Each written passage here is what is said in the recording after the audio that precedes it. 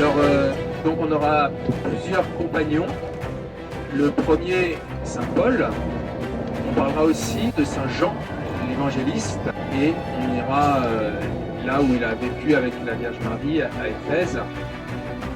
C'est aussi dans cette région qu'il a écrit une partie de l'Apocalypse, et en tout cas il adresse à des communautés d'Asie mineure. Ensuite, on se penchera sur les pères cappadociens, donc en particulier Basile, Grégoire de Nice, son frère, et Grégoire de Nazianze, son ami. Je parlerai aussi un petit peu à l'occasion de Saint Jean Chrysostome. Et puis tous les premiers conciles œcuméniques auront lieu aussi dans cette région d'Asie mineure.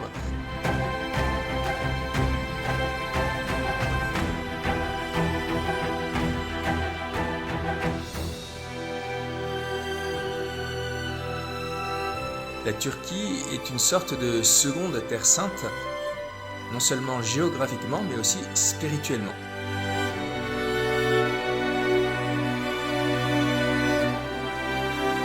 On va découvrir à Istanbul Sainte Sophie, qui est au départ, bien sûr, une église. Et vous savez que notre propre église du Saint-Esprit a été faite sur le modèle de Sainte Sophie.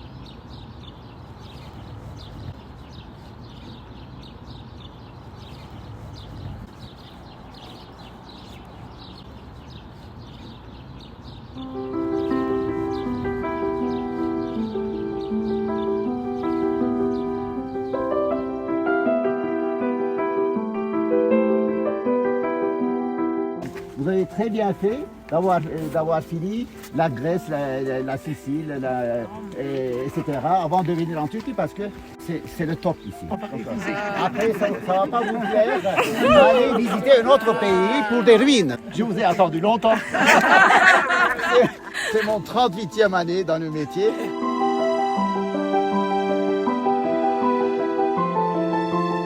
La terre d'Anatolie qui s'est formée avec tout ce que la terre a craché. Les cendres de ces volcans sont devenues le tuf et sur lesquels sont venues tomber les laves. Donc ce qu'on appelle le basalt. Mais là où il va tomber, puisqu'il va tomber toujours sur le tuf, et puisqu'il y aura toujours l'effet de l'eau, puisqu'il y a toujours éole qui va circuler dans ces ballons-là, va se former une deuxième, une troisième, une quatrième. C'est pour ça que les paysans turcs d'autrefois, qui n'ont pas cru à leurs yeux, qui habitaient dans ces maisons-là, comment cet homme qui a construit la maison a pu mettre un chapeau en basalte? C'est pour ça qu'il l'a appelé cheminée de fées.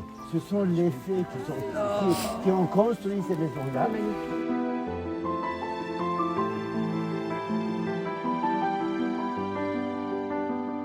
Et une fois que les guerres de religion commencent, et surtout avant les guerres de religion, donc après le passage de Saint-Paul, dans les grandes villes comme Iconium, Konya, comme Césarée, va se former dans des grandes villes les premières communautés chrétiennes, mais ils ne vont pas se sentir à l'aise dans cette ambiance morose d'autrefois. Ils vont se retirer dans des zones où ils pouvaient librement appliquer leurs croyances, et surtout tout commence avec les moines en tout cas. Ce sont les moines qui vont quitter et la communauté va suivre après. Donc alors c'est pour ça que la vallée que vous allez découvrir tout à l'heure, c'était une vallée monastique, mais qui est devenue au fur et à mesure un grand village parce que les premiers chrétiens viennent habiter dans ces zones loin de la route de la soie.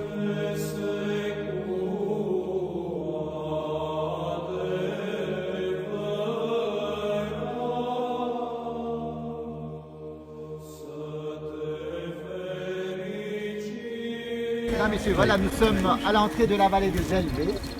La vallée de Zelvé, c'était l'endroit le plus résidentiel de la Cappadoce. Et sur ces trois vallons, il y avait 12 000 personnes qui vivaient, paysans, chrétiens, orthodoxes, chrétiens grecs, qui vivaient dans ces grottes. Ils sont partis en Grèce en 1924.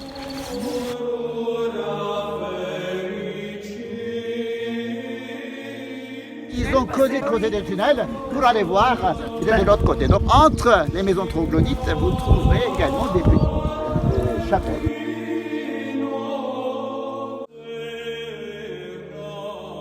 En 1924, les derniers orthodoxes, ils ont quitté la Cappadoce pour aller donc, en Grèce.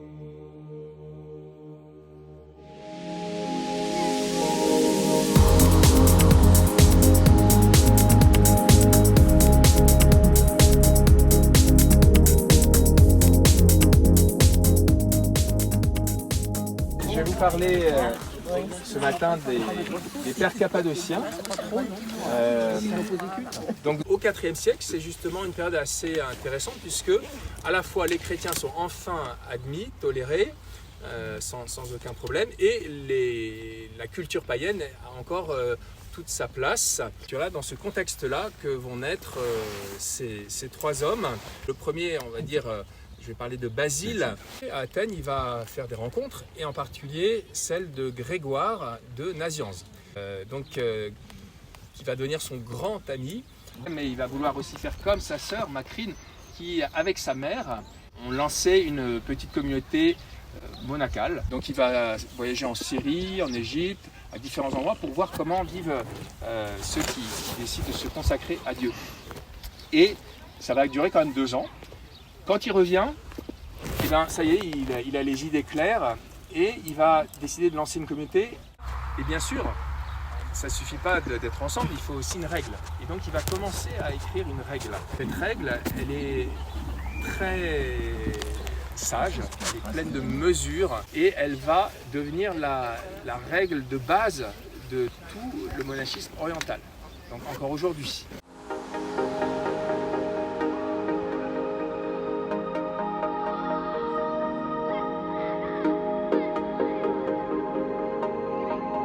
On sait qu'à l'époque, un certain nombre de moines considéraient qu'on ne pouvait pas être moine et prêtre. Voilà, c'était 2 univers différents. Et lui, il va dire, bah, si, on peut tout à fait être les deux. Finalement, il va être élu de très peu. C'est intéressant parce qu'on sait que c'est le père de Grégoire de Nazianze, dont j'ai commencé à parler, qui était évêque lui aussi. Donc, évêque de père en fils. L'évêque, son papa de Grégoire, va venir de son évêché, de Nazianze, donc, assez loin, pour élire, pour donner sa voix pour Basile. C'est quand même assez extraordinaire. Donc finalement, Basile est élu évêque de très peu, mais il est évêque de Césarée. Et donc là, il va continuer son travail pastoral et aussi son travail de charité. Je le redis, il s'occupait beaucoup des pauvres. Et donc là, même en dehors de la famille, il va créer une sorte de petite ville dans Césarée, qui va être une espèce de ville un peu paradisiaque, où il va y avoir paradisiaque au sens du royaume, il va y avoir un hôpital, un orphelinat, une école, enfin voilà. Donc on va l'appeler la Basiliade, et donc c'est Basile qui l'a inauguré. Voilà, vous voyez, donc c'est vraiment un être qui est extrêmement attachant, qui a un cœur énorme et qui a aussi une intelligence énorme. D'ailleurs, il faut savoir que lui s'est complètement refusé à ostraciser la culture grecque. Il y avait des chrétiens qui disaient, bah voilà, le paganisme c'est fini, on met tout ça à la poubelle, comme va faire l'empereur Théodose lui-même à la fin du IVe siècle, je l'ai dit tout à l'heure. Il va carrément refuser tout ce qui était l'héritage grec. Alors il écrit une lettre aux jeunes gens qui est devenue très, très célèbre, où il dit au contraire, mais cultivez-vous, soyez des fins connaisseurs de la culture grecque, des philosophes, des artistes, etc. Parce que c'est notre culture, c'est une grande richesse. Voilà, donc vous voyez, il n'a pas du tout renié son propre héritage, ses propres études. Au contraire, il voulait associer sa foi et sa culture. Voilà, donc vous voulez dire quelque chose? Oui, simplement, excusez-moi, je parle sous le contrôle du père. Non, mais il a écrit aussi justement entre les 2 conciles il a écrit un traité sur le Saint-Esprit Absolument. et qui a fait beaucoup évoluer les choses. On le revit actuellement quand on récite le credo de l'apôtre. Voilà, et donc on peut dire que ces trois pères ont énormément apporté à l'Église. Et quand vous allez, pour terminer, dans une église qui s'appelle le Saint-Esprit, à Paris, le 10e, vous connaissez peut-être, il y a une magnifique peinture de Maurice Denis, avec d'autres pères orientaux à droite, et il y a les pères occidentaux à gauche. Voilà.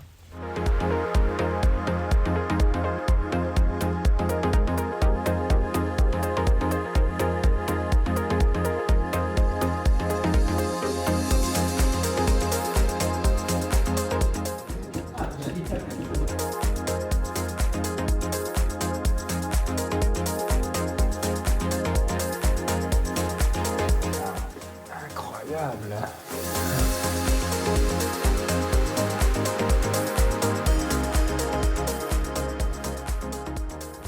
Mesdames, Messieurs, nous sommes arrivés à la vallée de Guérémé.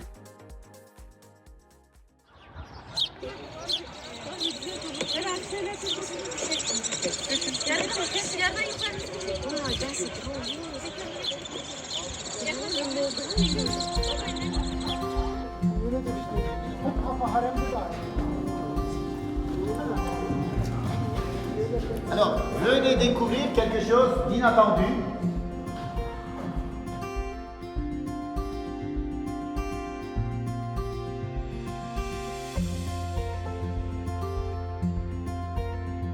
Belle, l'église à la pomme, elle s'appelle. Donc alors, tout d'abord, sa forme.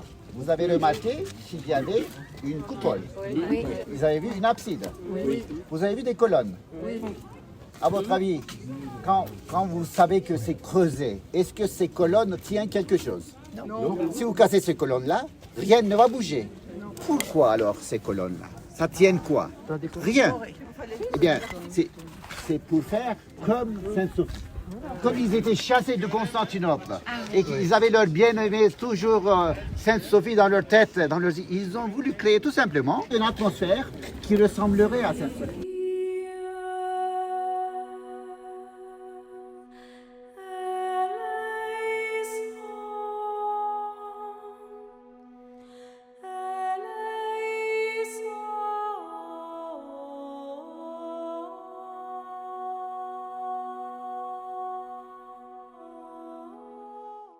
Ils avaient peur entre les années 726 et 843, donc pendant la période iconoclastique, de folie des empereurs byzantins.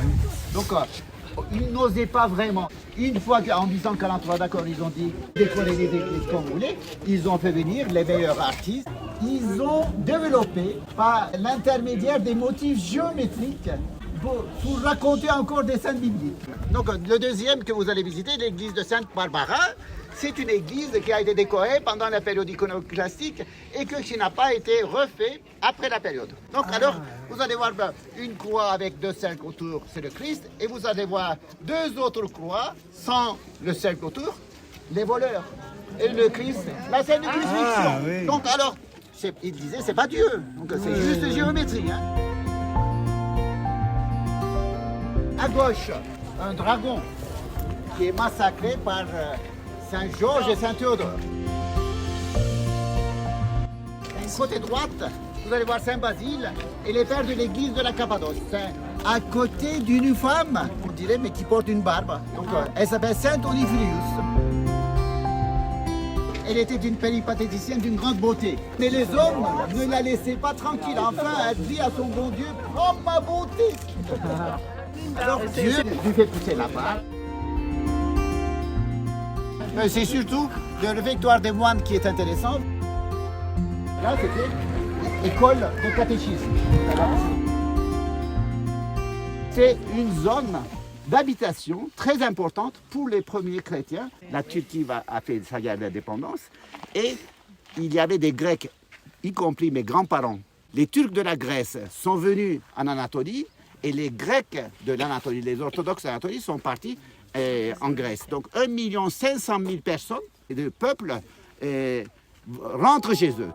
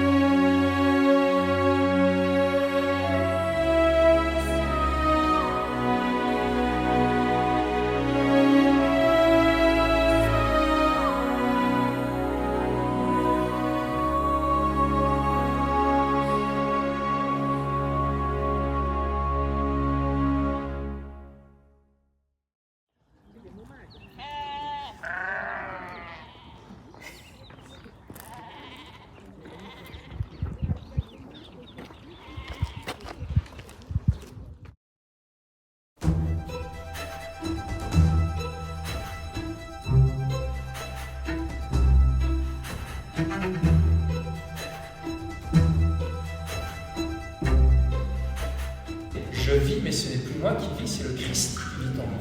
Voilà, une configuration Christ. Je vis, mais ce n'est plus moi qui vis, c'est Christ qui vit en moi.